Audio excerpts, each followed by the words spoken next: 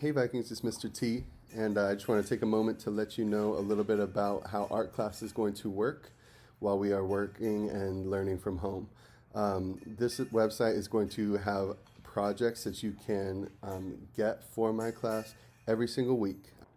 So as you can see on the website here, we have all of the project listed: pre-K, K to 2, 3rd through 5th. So if you click on the button, it will open a document for you to look at.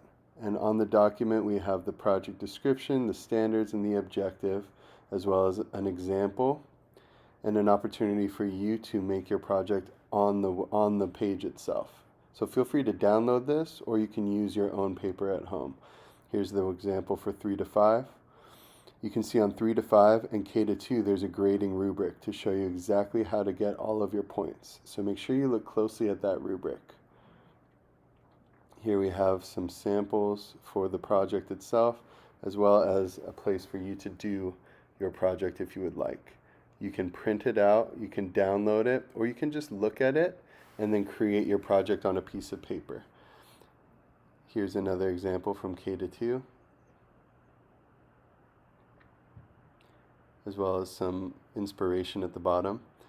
Once you've completed your project, you can click on the Turn In Projects page, and then you can drop your image into the folder. That's how you turn in your work. This can be done on a phone, or it can be done from your computer. I'm going to show you an example of me taking a document and just dropping it in the folder. Now it's been turned in, and I'm done. Make sure it has your name. And now that you know how the website works, I'm going to give you some instructions for this week's project. Again, make sure you put your name and your teacher's name so that I know who created the project. I'm really looking forward to seeing what you create while you're working from home. So if you are in pre-K, or if you're in kindergarten through 2nd grade, we have an assignment and a project that is focused on working with patterns and just overall design. And that project is to create basically a name tag with bubble letters, or if you're in pre-K, you can do the first letter of your name. And the goal of this project is to decorate the entire page using at least 2 or 3, even more different designs, different patterns, different interesting creative expressions to really fill out your page and make it look like something that is just kind of a reflection of who you are and the design that you like to see. So feel free to use letters in your decorations, to use patterns, to use stripes, to use colors if you have them. In addition to that, you're welcome to use any materials that you have around your house. So if you would like to, as some of the examples that I've included in the document, where you look at your project, and if you click on that, you'll be able to scroll down and see that some people decorated their names with leaves that they found outside. Some people ripped up paper and filled in their names. Others, like myself, drew either with colors or just with pencil to added stripes or shapes, and all of those things are things that you can do while you're decorating your projects. I'm excited to see what you come up with and what you create.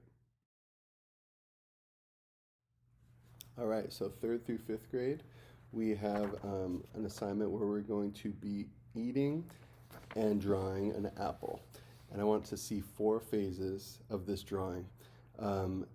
This is a pencil drawing, and the goal is to show the apple as you eat it. So what I would like for you to see you do, and again, if you don't have an apple at home, you're welcome to use the pictures that I've included in the document for the project on this website. You can just look at those pictures and draw what you see. But if you do have an apple at home, put it on the table and then draw what you see. So start by drawing the outline, the contour lines of the apple itself. And then once you have drawn those contour lines, you'll notice that there is a point in the rubric for shading your project. So what that means is you try to make it look as realistic as possible by drawing the shadows that you see in your apple. So for example, on my first apple, the light was hitting it and creating a shadow below, as well as some shading and some shadow here.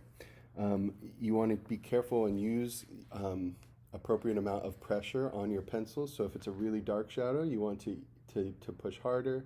If it's a light shadow, you can push softer. And the goal is, by creating those shadows and that shading, you are creating as realistic of a picture as possible. After you draw it, the whole apple, take 1 or 2 bites and then draw what you see. Again, start with the contour lines, the outside lines, and then fill it in with some shading to make it look realistic. After you do 1 or 2 bites, take a few more, draw what you see, add the shading, and then finally draw the apple core that you have left at the end once you have finished eating pretty much the whole thing. So you should have, when you turn it in, it should make sure you include your name and your teacher's name, and then make sure you have 4 pictures of the different phases of eating an apple. Include shading so you can get all of your points. And so I wanted to review the rubric with you real quick to make sure you get your points. So make sure that you draw 4 phases of the apple. That means there's 4 drawings of an apple that look different. Make sure your drawing is clear so I can tell what you drew. Make sure it's neat and not messy. And make sure that you use shading or shadows in your creation so that I can tell that so it looks as realistic as possible. Let me know if you have any questions. I'm looking forward to checking in with you throughout the week as you work on your projects, and looking forward to seeing what you create. Thanks, Vikings.